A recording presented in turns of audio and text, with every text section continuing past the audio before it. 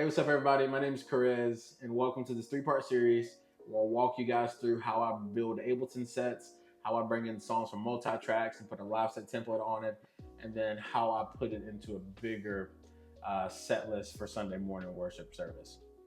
So yeah, I'm gonna walk you guys through how I do that. So let's jump in. First thing we're gonna do is we're gonna go ahead and we're gonna look for our song. So the song we're gonna be doing is "Goodbye Yesterday" by Elevation Rhythm. It's a new song we're going to be doing here in a few weeks. So we're just going to go ahead and press download on this. We're going to come down here to our original key, and I like to download that original key. You can see I've already downloaded it. So just pretend like you're pressing download button right there. We're going to exit out of this.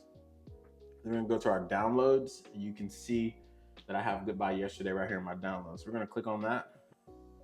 First thing we're going to do is click on this multi-tracks ALS file. This is going to be the file that you're going to want to open.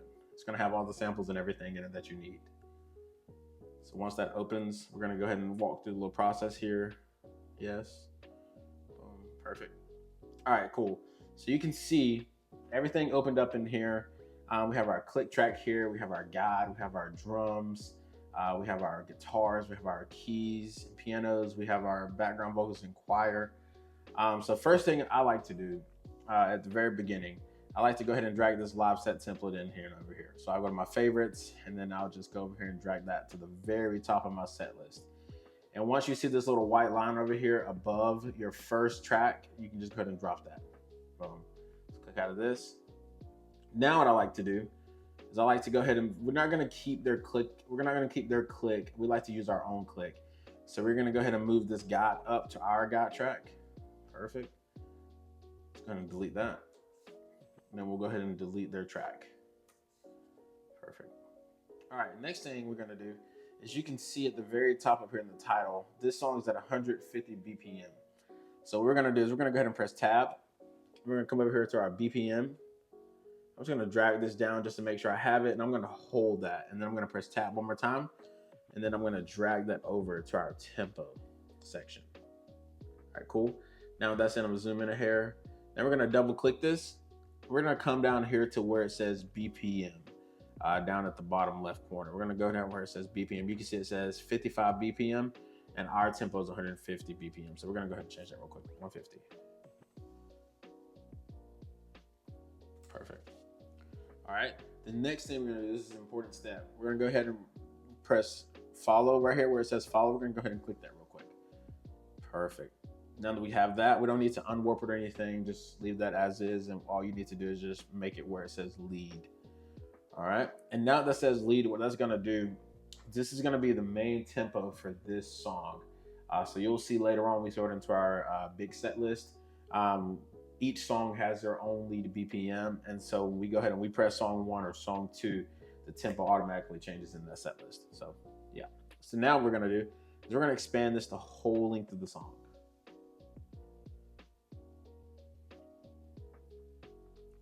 Perfect, let's get that back there. Let's delete this too. I need that there. All right, and now that we have our BPM, we're gonna go ahead and press tab one more time. We're gonna go ahead and get our tempo. So we're gonna go down to a 4/4 count in. Right there, boom. What I'm gonna do now is I'm gonna click on this. I'm gonna drag it over just to make sure I have it. I'm gonna hold that. You can see I'm holding that down. We're gonna go ahead and press tab. And we're gonna drag that into the top right there. Drop that right above BPM. We're gonna go ahead and close this little loop section. All right, beautiful.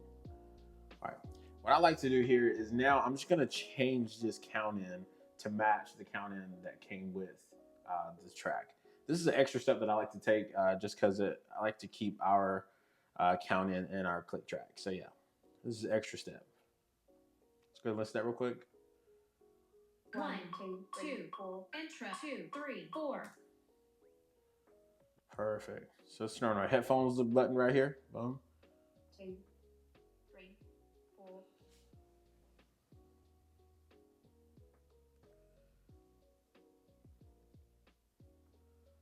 So I'm just getting this lined up here. 1, Perfect. 2,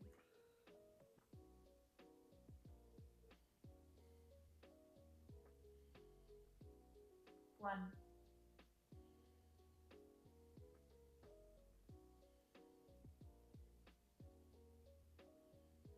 2, 1, 2, intro 2, 2,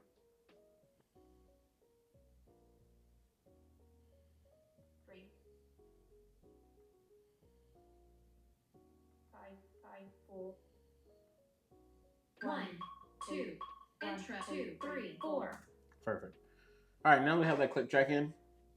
Next thing I'm gonna do is I'm just gonna go ahead and 1, 2, intro 2, 3, 4. all right, cool.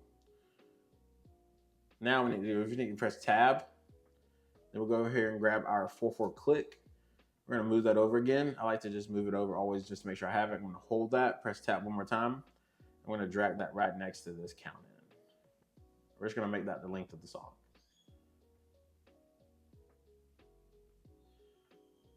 Perfect. Let's check that out one more time just to make sure.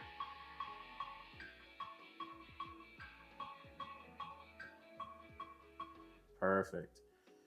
One more thing I like to do is so we just don't have that kind of conflicting counting right here. I like to just go ahead and make sure I just cut that out.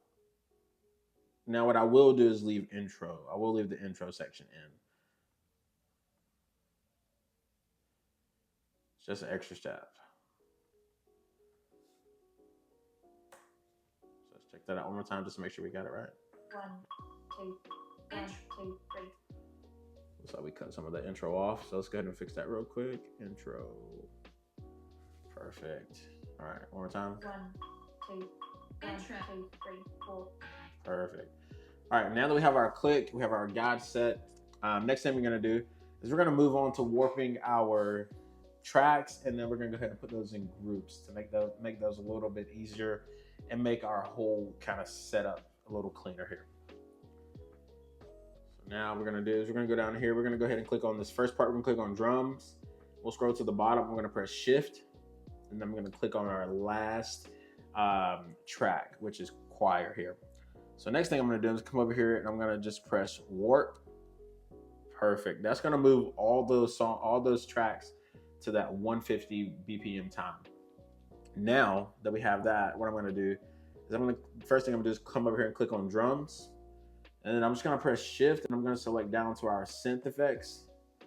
Perfect. I'm gonna right click and I'm gonna press group track. What that does is puts all those tracks in a drum group. And then so now we're gonna just press Command R if you have a MacBook. And then we're just gonna go ahead and rename those to drums. Perfect, got that. And I'm gonna do the same thing with guitars. I'm gonna click on bass and I'll come down here and click our EG group. Perfect. I'm gonna right click, group track, Command R, and then we're gonna name that. Perfect. Same thing with keys.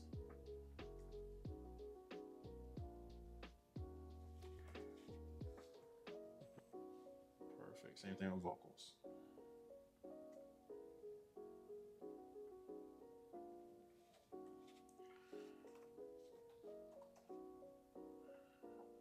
All right.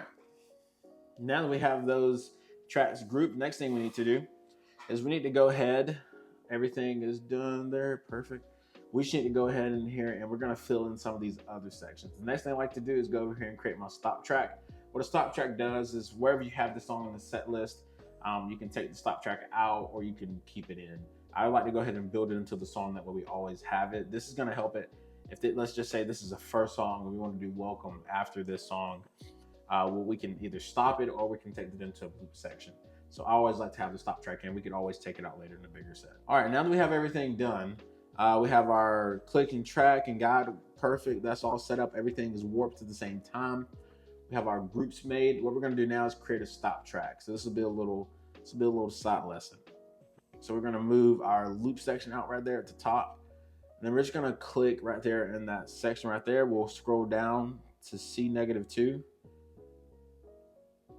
And then we're just going to make that whole clip. Perfect. Now what we're going to do, let's open that up. You always just need to make sure your IAC driver is selected right here on this one. And so this is just going to be IAC driver channel 1. I'll always leave it all channels. And then we're just going to make sure that IAC driver is selected. Let's go ahead up here. We're going to click on MIDI. Perfect. All right.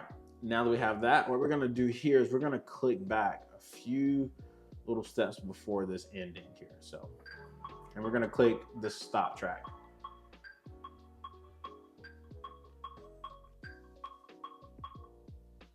Perfect. And you can see how right over here, it selected that note C2, and then it's like where you say the path, and then the name is stop. So that's perfect. That's exactly what we needed. So we're gonna go ahead and click on MIDI again. We're gonna click out of that. Beautiful. Now what I like to do is like to get our markers in place. This is honestly just so we can see the name, and you have these count out. We have these um, sections up here where you can see that, but I like to put them down here too. So I won't make you guys watch all this, but first thing I'm gonna do is I'm gonna just kind of double tap here. Let's delete that. Sorry, we're gonna double tap. We'll make that our full count off. Then we're gonna click on that, Command R, and we're gonna rename that. We're gonna rename it to count off. Then I'm gonna do that same thing again with intro. Make that the full length. Right click. Intro. Perfect. Then what I like to do from here is I like to just duplicate. So I would just Command D and then rename that again to chorus 1. Cool. Again, I won't make you guys watch this whole thing. So, all right. So now that we have that done, next thing we're going to do is we're going to go ahead and bring in our original track. The reason I like to bring in an original track is for reference. So it'll be while the band is rehearsing at home, they can hear the vocals with it.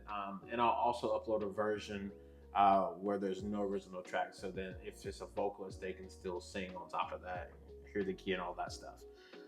This is 100% for reference. I don't play this during service. I will sometimes use this on Sunday mornings. Let's say if we're doing a vocal part or something like that and we need to reference it, we'll just play this original track. And so what I like to do is I like to go over to YouTube, and then I'll use a MP3 downloader, and then I'll bring that into Ableton. So let's do that. All right, so now that we have the MP3, what we're gonna do is we're gonna go ahead and go over here and we're gonna click download. Sorry.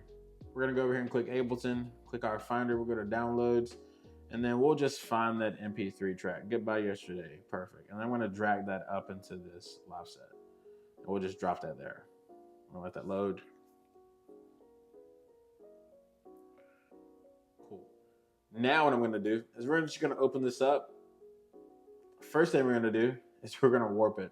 As you can see, it's at 149.86 BPM. I'm not sure why the BPMs are different as it comes in. I don't know why. But what I like to do is I just like to go in here, I'll double tap that, then I'll click warp once, I'll click it one more time, and you can see it's at 150 now. Now, when you line this up, you just open that up and you'll just try to make that intro the same. So for my drums, and I'll just look and see where those kind of start. Okay, that looks pretty good. Back of hair, that looks better. Cool. All right, little key, like right here, when you do these original tracks, sometimes they do not line up at all. And so you'll have to come through, do some quantization on your side, and just line those endings up. Like right here, you can see how the ending doesn't line up with that. So what I'll do real quick is I'll just go through and I'll just kind of line those up. First thing I'm gonna do is I'm gonna just open this up and I'll play it and see here I'll start. So let's go from right here. 1, 2, 1, 2, 3, 4. Yeah. So let's go ahead and do this. Let's move that forward here. Make sure those are kind of syncing up, all right? 1, 2, 1, 2, 3, 4. That's perfect. Actually, I remembered I downloaded it in the key of A. So I need to transpose that. What I'm gonna do to transpose that is I'm just gonna right here, I'm gonna click bass guitar and I'll scroll all the way down to the choir. We'll go -1. Cool. We'll close these. Perfect. 1, 2, 1, 2, 3, 4.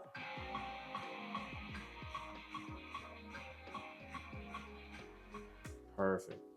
Now that's lined up. Everything sounds good. Everything looks good.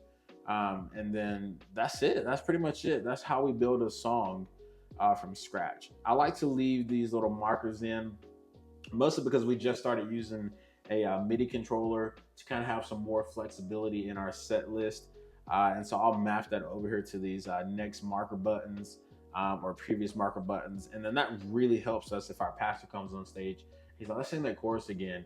Our guy can go in and he can just boom, click a button, and we're back to that chorus. You do not have to leave those in.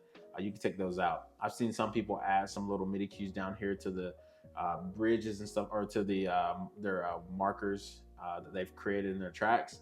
But it's really easy. It's already there, and so it saves us time. So I just leave those in. This next section right here, what I'm going to do is I'm going to go ahead and begin the saving process. To me, this is like the most important part. So what I'm going to do here is I'm going to go up here to File, and then we're going to go right here to Save Live Set As. And then you're going to save that to whatever hard drive you're using. And then I'll save that to Ableton, and then I'll go to Multi-Tracks, and then we're just going to come over here and we're going to name this.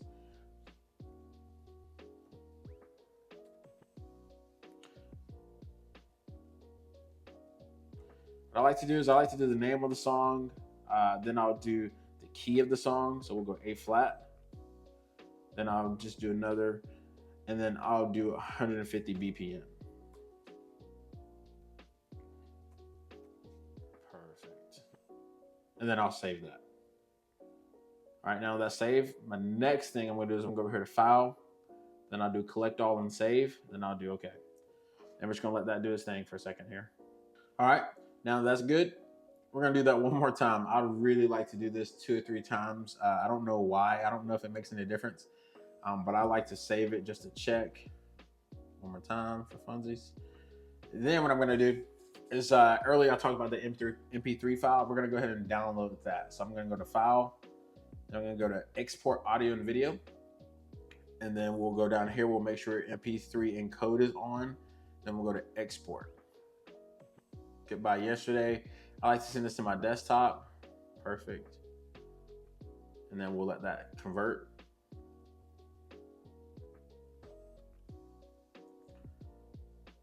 All right, and as that's going down, what that's gonna do, as soon as it finishes downloading, that's just gonna go straight to my desktop. And then from there, what I do is I'll upload that MP3 into the specific key in Ableton. So if this is an A flat, and then we have a vocalist that does the song, excuse me, and let's say A, I can have 2 different keys in Planning Center, and then I'll convert 2 different MP3 files, and then I'll put those into those individual songs.